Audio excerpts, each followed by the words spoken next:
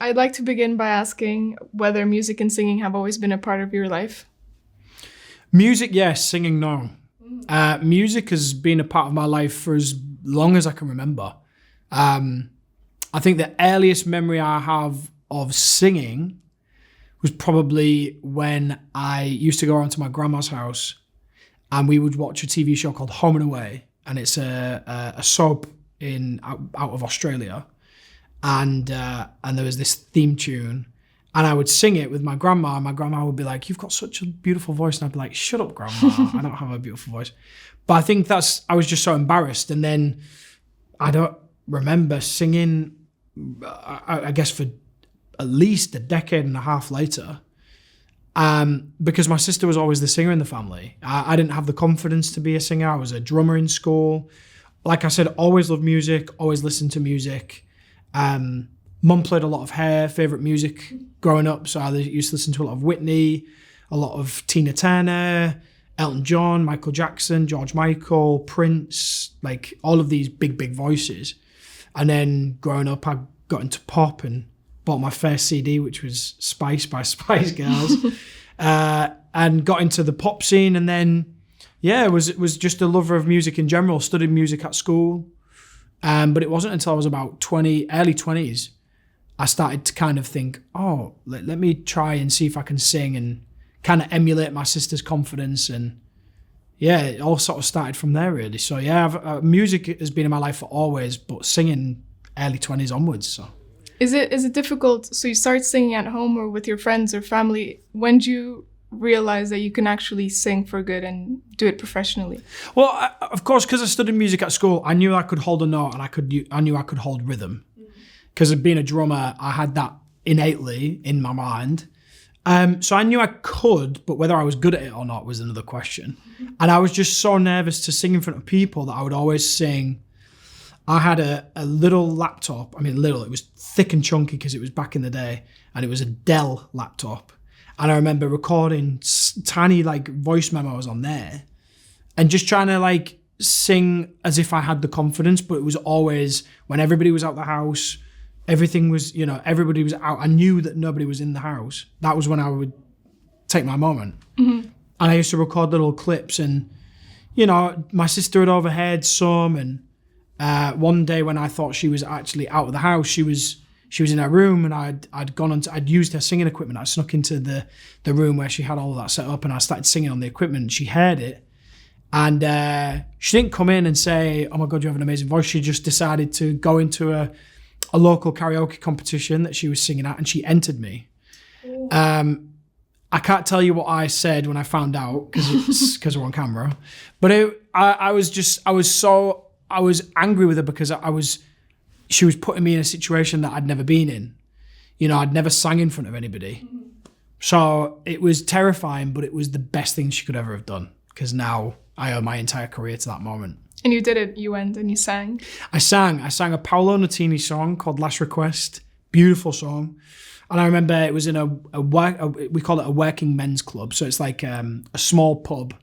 And there must have been like 10, 15 people max in the pub when I sang. And it was a tiny, tiny stage. And I remember getting up and singing and being terrified. I was shaking, I was sweating. And I got lost in the song and sang it. And then at the end, when I had my round of applause, that for me was like the biggest sense of purpose I've ever had. It was like, it hit me like a wave, and it was like, oh my God, that's what I want to do for the rest of my life, And it's so magical. Even thinking about it now, it kind of gives me little goosebumps, because that for me was the birth of my career. It really was the seed to what has become a beautiful flower in my life. So, it was a bit of a life-changing moment. Yeah, I can imagine. And from going to a karaoke night to Britain's Got Talent, how was that shift, and what made you decide to enter the program? Well, after I'd done the local competition, I came second in the local competition. And did your sister win? She came third. So yeah, it's a trend that we've seen across our sibling rivalry, which has been a bit tricky. It kind of wanted me to go. I wanted to go bigger than that, but still within my comfort zone. So I applied for a competition that was run by my local paper, newspaper called Star Search, and that was a competition I entered. I came third the first year that I did it. I reapplied in the next year and I came first, and then that gave me kind of like, I'd do a performance at a festival, and I got some studio time as part of the prize, and so I'd started to like grow out and develop from what was like a little karaoke thing into something a bit more substantial. And then I was brave enough to be like, right, we'll apply for the X Factor in the UK. And we went down to Manchester and we performed in front of these different people, preliminary rounds.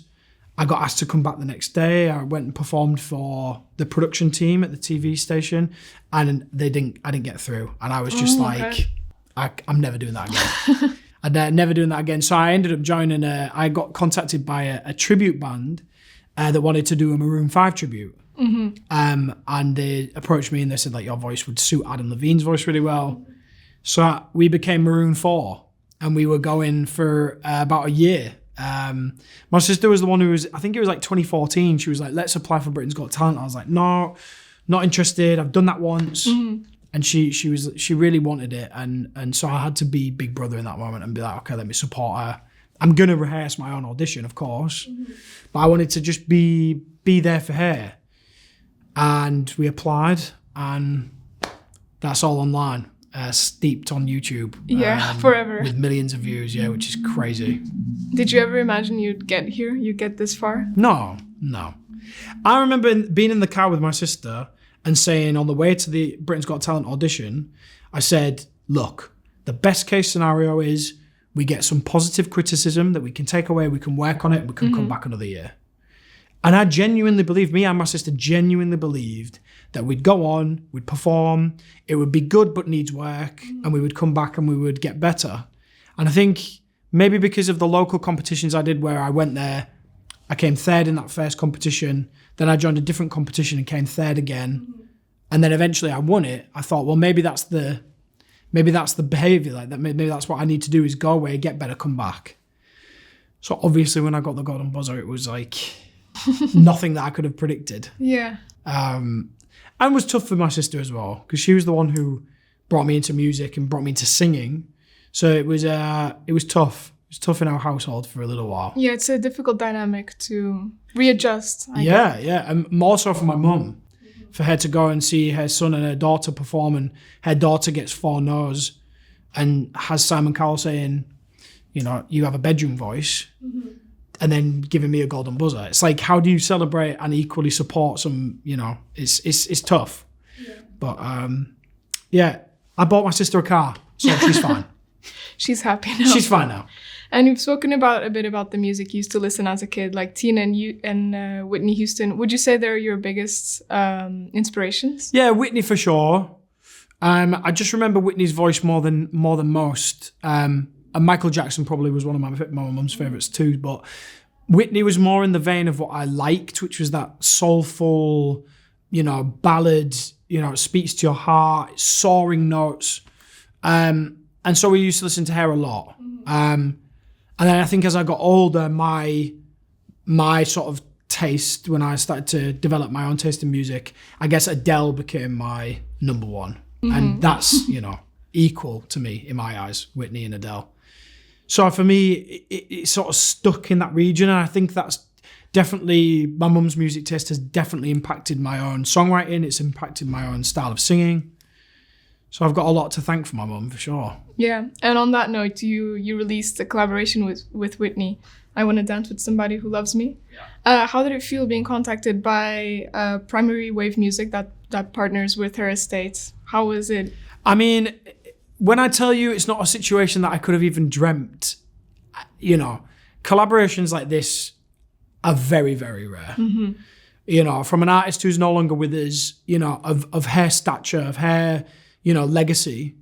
I know that the Houston estate, Pat Houston and Primary Wave are very selective about what they do, and understandably so. Whitney's not here to make those comments. So it's got to be done with Whitney in mind and Whitney's fans in mind. And I can't even tell you how much honor I felt, these last months kind of bringing the whole duet to what it is today is just being the honor of my career, you know, to be trusted with that song, to be trusted to duet with an icon like Whitney. And rightly so, I have Whitney fans all over the world that are judging on this.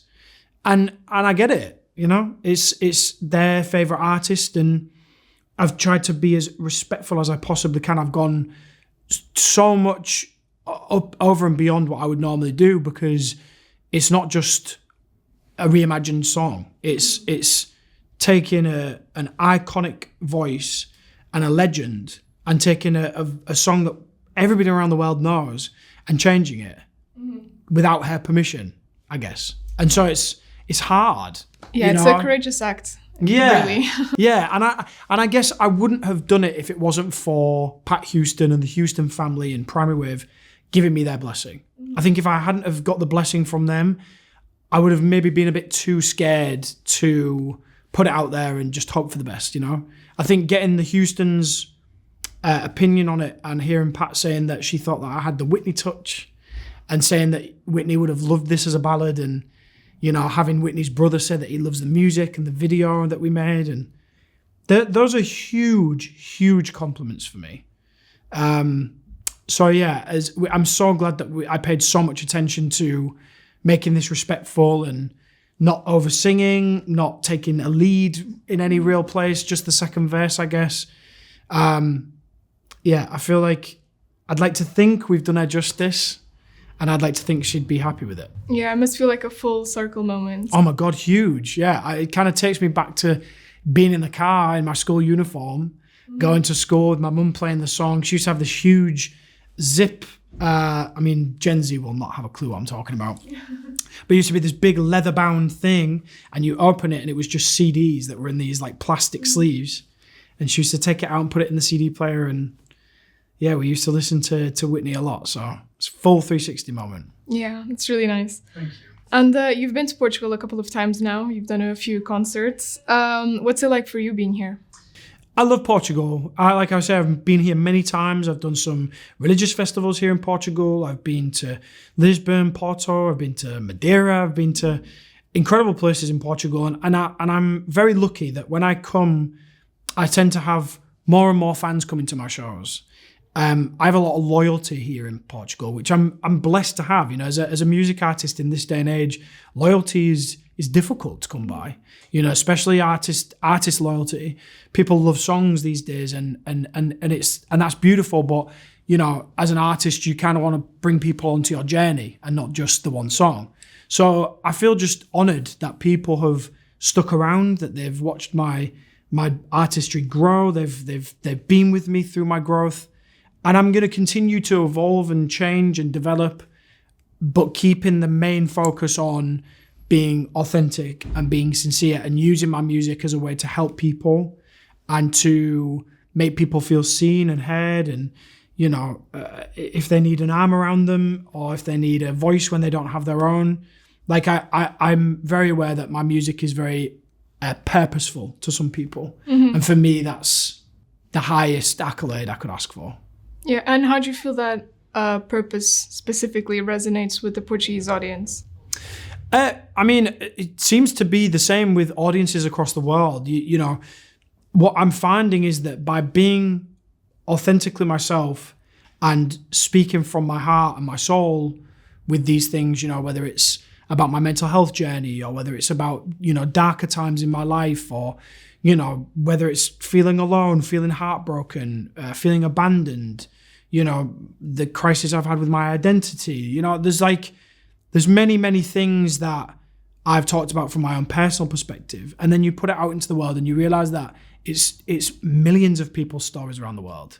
Mm-hmm. And I think that resonates with people. And I think it doesn't matter where you're from or what language you speak or where, like, I just think it comes down to, I'm just a human being speaking from my heart, and other human beings feel it, you know? Mm-hmm. And it gives me great honor. It makes me feel like, you know, I'm making a difference. And, you know, it doesn't have to be that deep. I know a lot of people just kind of want to hear me sing Where are you now? Where are you now? You know, I know that for some people, they just like to listen to my music to forget about their problems. Or, you know, what I'm finding a lot is people are using my songs to walk down the aisle or to marry their best friend or to have their first dance song. But that in itself is really huge. It's the biggest compliment I could ask for. When somebody says, we had your song as our first dance, I always say there's millions upon millions of songs from past and present that people can use to solidify their love for each other in that moment amongst all of their close ones. For the fact that that's my song or a song that I'm singing, it's just, I mean, I have no words. It's the highest honor, you know? Because music in its purest form is just it's to make you feel, to make you dream, imagine. It's vibrations, you know? That's what it comes down to. And you look at it on a scientific level. Music is literally just vibrations. And yet those vibrations can cause people to feel emotional. It can cause people to feel ecstatic, elated. It can make people get lost in the music. And that is a very magical thing. But going back to being here in Portugal and in Lisbon, is there something you always make a point of doing while you're here? Eating my body weight in pastel de nata. I think that's that's a classic British. It's the thing I take very seriously. You know what? I think in every country that we go to, we try and make a point of going and exploring and tasting and seeing. But I was watching the Celine Dion documentary not so long ago, and Celine said it best. You know, she's travelled the world and not seen any of it. And I feel like that's what happens, is that you, in the music industry, you travel a lot. And you see the inside of a tour bus, the inside of a plane, the inside of a hotel room, and the inside of a venue, you know? And so that can be a struggle. I mean, I wouldn't change it for the world, because my main focus whenever I come to any country is I'm at the fans' disposal. I'm there to perform for the fans. They are the most important thing in the country at that time for me, is the people. So to go and to experience, you know, performing my music to people in countries far away from my own, you know, I guess there was one time where I thought, oh, I'll probably never really be known outside of my hometown of Hull, a tiny city in the northeast of England. You know, not even 250,000 people live there. And I thought I'll probably only be known in a small corner of that city. And yet now my music's traveled the world, and I get to come to countries across the globe and have fans there waiting to hear me sing. It's really important to me, you know? So yeah, as much as I would like to see the sights and, you know, drink the wine and, you know, go and really experience the countries that I'm in, it's all about the fans. Yeah, but do you manage to go to those cities? We do, yeah, we do. When I was touring with Ed Sheeran, we could only do 1 or 2 a week because he plays stadiums. And so that was a really cool time for me when we were in Asia, for example, where we had the week there. You know, so we were getting to do things in Malaysia, and we was getting to do things in Dubai and, you know, in Singapore, and we had all this time. And now I'm back on my own tour. Sadly, I don't do stadiums just yet. So I'm in smaller rooms, which means that we gotta like make it work. You know, we've got to keep the shows coming in. So it means not a lot of time off. But this tour in particular that's coming up, I have my mum who's going to be on the whole tour. You know, she's going to be on the tour bus with us. She's going to be my head of wardrobe. She's not going to be my momager, but she's definitely going to be part of my team. And yeah, I'm excited for my mum to see the world. And I kind of want to see the world through my mum's eyes, you know.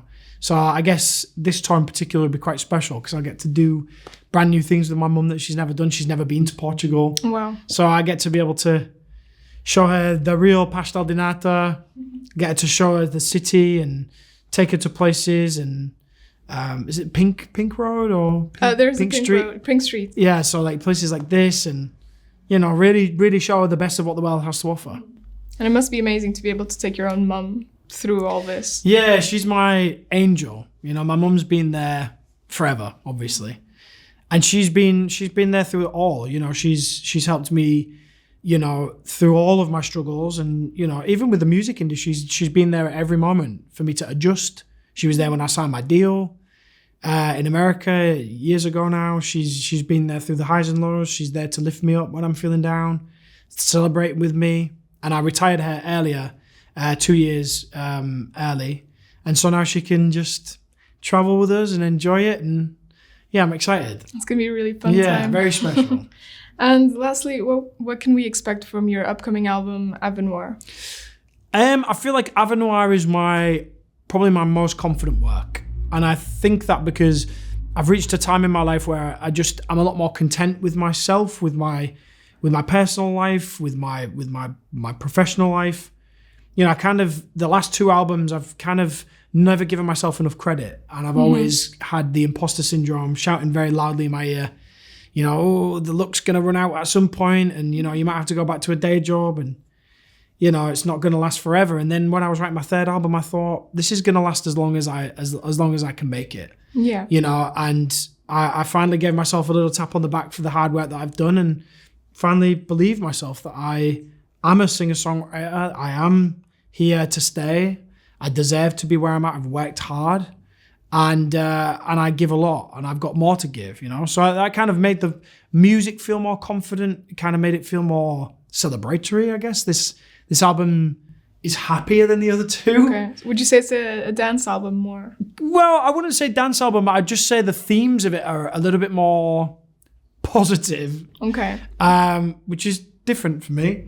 But I think I must have said everything I needed to say on the 2 albums at the time of how I felt. And for me, albums are always a snapshot in time of how I'm feeling. And I guess this album just feels very of the moment. Like, I feel very happy and very content and excited for what the future holds. I don't think I would have ever have dared put, you know, a duet with Whitney or a country duet with an artist in America called Lauren Elena. There's a song on there that I say is a bit sexy. There's pop songs on there. There's songs on there to make you cry. I feel like there's just a real wholesomeness to this album. And it's really bringing in all your, not only emotions, but also inspirations and references, like you said, from Whitney to country. It's a big Whitney mix. to country to, you know, even the way that we've produced. You know, I've taken some songs to Nashville to be produced by, you know, bands in the room, the way that they used to do it many years ago.